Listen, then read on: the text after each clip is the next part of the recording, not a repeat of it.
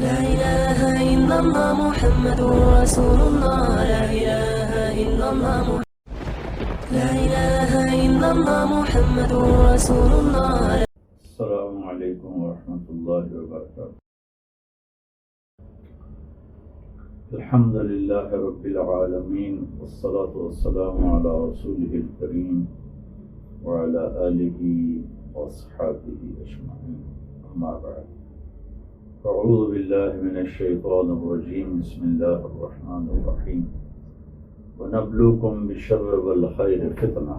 اللہ تعالیٰ نے اس دنیا کو امتحان کی جگہ بنایا ہے، اور ایک میں نے چھوٹی سی آیت پڑھی ہے جس میں اللہ نے ایک قانون ہمیں بتایا ہے کہ ہم تمہیں دونوں طرح کے حالات سے آزمائیں گے، اچھے حالات کے ساتھ بھی اور برے حالات کے ساتھ بھی.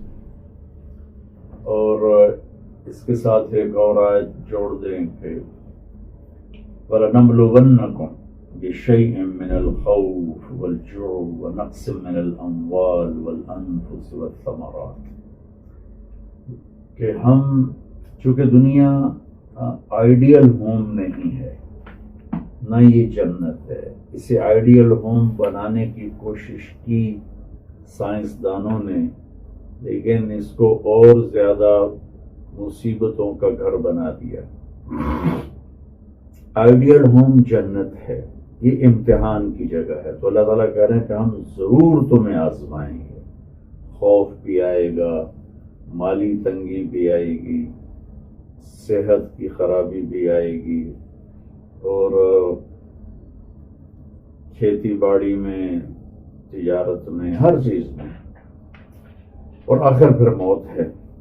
اچھا، رزلٹ کیا ہے؟ وَبَشِّرِ الصَّابِرِينَ. صبر والوں کو اے میرے نبی بار بار خوشخبری سنائیں. ایک دفعہ نہیں، بشر، بار بار خوشخبری سنائیں. کون ہے وہ؟ الذین اذا اصابتهم مصیبۃ قالوا انا للہ وانا الیہ راجعون. جب ان پر کوئی تکلیف آتی ہے تو وہ شور نہیں مچاتے، وہ کہتے ہیں ہم بھی اللہ کے، یہ حالات بھی اللہ کی طرف سے آئے، ہم نے اللہ کی طرف لوٹ کے جانا ہے. اولئک علیہم صلوات من ربہم ورحمۃ واولئک هم المہتدون. یہی ہیں جن کے لیے اللہ کی طرف سے شاباش ہے اور رحمت ہے اور ہدایت ہے. اس وقت اللہ کی طرف سے ایک حال آیا ہے، وہ ایک عالمی سطح پر ایک وائرس پھیلا ہوا ہے. چونکہ ما شاء اللہ کان وما لم یشاء لم یکن. جو اللہ چاہتا ہے وہ ہوتا ہے، جو نہیں چاہتا وہ نہیں ہوتا. اب پوری دنیا میں یہ پہلی دفعہ عالمی سطح پر ایک بیماری پھیل رہی ہے. تو اس میں اعتدال کا راستہ یہ ہے کہ ایک ہے اندر کا یقین، وہ ہے کہ سب کچھ اللہ کر رہا ہے. دوسرا ہے باہر کا عمل، وہ ہے احتیاطی تدابیر.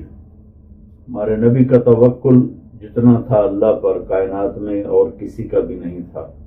لیکن جب آپ مدینہ کی ہجرت کے لیے نکلے تو آپ نے غار ثور میں 3 راتیں اور 2 دن چھپ کے قیام کیا. پھر ایک کافر ابوبکر صدیق رضی اللہ تعالیٰ عنہ کا دوست تھا، وہ پہاڑی راستوں کو جانتا تھا، تو اس کافر کو اپنا گائیڈ بنا کر آپ نے وہ مدینے کا سفر طے فرمایا. آپ نے یہ نہیں فرمایا کہ میں کافر کو اپنا سفر کا گائیڈ نہیں بناؤں گا. یہ اسباب کی دنیا ہے. پھر آپ احد کے لیے نکلے تو آپ نے 2 زرہ پہنی، 50 آدمی آپ نے ٹیلے پر کھڑے کیے.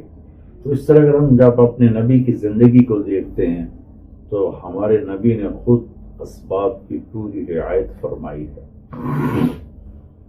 تو یقین تو اللہ پہ ہو کہ یہ میرے مالک کی طرف سے ہے، اور احتیاطی تدابیر میں دونوں طرح کی تدبیریں اختیار کرنی ہیں. تقدیر کا یقین ہو کہ اگر اللہ کی طرف سے فیصلہ ہے تو میں اسے روک نہیں سکتا. جیسے موت ہے، اس کا تعلق نہ وائرس سے ہے، نہ بیماری سے ہے، نہ حالات سے ہے، نہ حوادث سے ہے. صحت مند آدمی بیٹھے بیٹھے مر جاتا ہے، بیمار آدمی کتنی مدت گزار جاتا ہے. تو ہم ایک تو اپنے نبی کے سنت سے علاج کریں، جو میرے نبی نے فرمایا داؤ مرضاکم بالصدقہ، اپنے مریضوں کا علاج کرو صدقہ کے ساتھ. صبح نکلنے سے پہلے گھروں سے ہم صدقہ کر کے نکلیں. بکرے دینے کا نام صدقہ نہیں ہے. ہر آدمی اپنی اپنی حیثیت کے مطابق 1 روپیہ بھی دے سکتا ہے، تو وہ گھر سے نکلے تو کسی کو دے کر نکلے. 1 روپیہ نہیں ہے، 4 آنے ہیں، 8 آنے ہیں، 1000 ہے، 2000 ہے، صدقہ دے کر نکلے. داؤ مرضاکم بالصدقہ، اپنے مریضوں کا علاج کرو صدقہ کے ساتھ. پھر ایسے ہی ابو ہریرہ رضی اللہ عنہ کے پیٹ میں درد تھا، تو آپ نے کہا ابو ہریرہ کیا ہوا؟ کہ یا رسول اللہ پیٹ میں درد ہے. تو آپ نے قم فصل فإن فی الصلاة شفاء، تو آپ نے کہا اٹھو اور نماز پڑھو، نماز میں صحت ہے.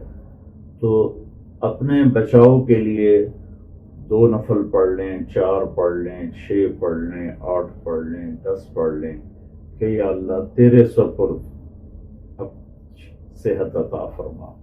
یہ 2 کام تو ہو گئے ظاہری جو میرے نبی نے بتائے ہیں.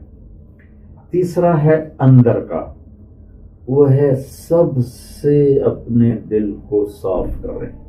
کسی کی نفرت، کسی سے بغض، کسی کا حسد، وہ سب اپنے دل کو صاف کر دیں. اور اپنی زبان سے جھوٹ اور گالی اور غیبت اس کو نکال دیں. تو اندر اور باہر کے جب یہ اعمال جمع ہوں گے تو اللہ کا ایک حصار ہمارے گرد قائم ہو جائے گا. اس کے بعد ہیں پھر مادی اسباب، جو حکومت ہمیں بتائے اس کو فالو کیا جائے. اس کو مفتی تقی صاحب ہمارا سرمایہ ہیں، ہمارا فخر ہیں، اور صرف پاکستان نہیں بلکہ میں تو سمجھتا ہوں کہ پورے عالم اسلام میں اس وقت ان سے بڑا علمی انسان کوئی نہیں ہے. دعوے بہت لوگ کرتے ہیں، لیکن پوری دنیا پھرنے کے بعد میں اپنی عقیدت کے لحاظ سے کہتا ہوں کہ تقی عثمانی صاحب سے بڑی شخصیت اس وقت پوری دنیا میں کوئی نہیں ہے. کوئی چھپا ہوا ہو تو اس کو تو میں نہیں جانتا ہوں. انہوں نے بھی فرمایا ہے کہ نماز مختصر پڑھائی جائے اور وضو گھر سے کر کے آئیں، اور نماز پڑھتے ہی فوراً گھر چلے جائیں. سنتیں گھر پڑھیں، مسجد میں سنتیں بھی ادا نہ کریں. تو ان کا قول جیسے chief justice of Pakistan Pakistani قانون میں اب ایک حجت کا درجہ رکھتا ہے. اس وقت وہ فتوے میں ایک حجت کا درجہ رکھتے ہیں میرے نزدیک. تو حکومت کے جو اس وقت انہوں نے گیدرنگ کو منسوخ کیا ہے، اسکولوں ہم نے مدرسوں میں چھٹیاں کر دی ہیں کہ مدارس بند، اور ایسے ہی اسکول بند، اور شادی ہالز بند ہو رہے ہیں. یہ ساری احتیاطی تدابیر ہیں. اس کی تدبیر ضروری ہے، اس کی احتیاط ضروری ہے کہ ہم اپنے ایمان کو بھی بچائیں اور اپنی صحت کو بھی بچائیں. تو جو حکومتی تدابیر ہمیں بتائی جائیں اس کو ہم سارے فالو کریں، اور پھر یقین اللہ پہ چھوڑیں اور اطمینان رکھیں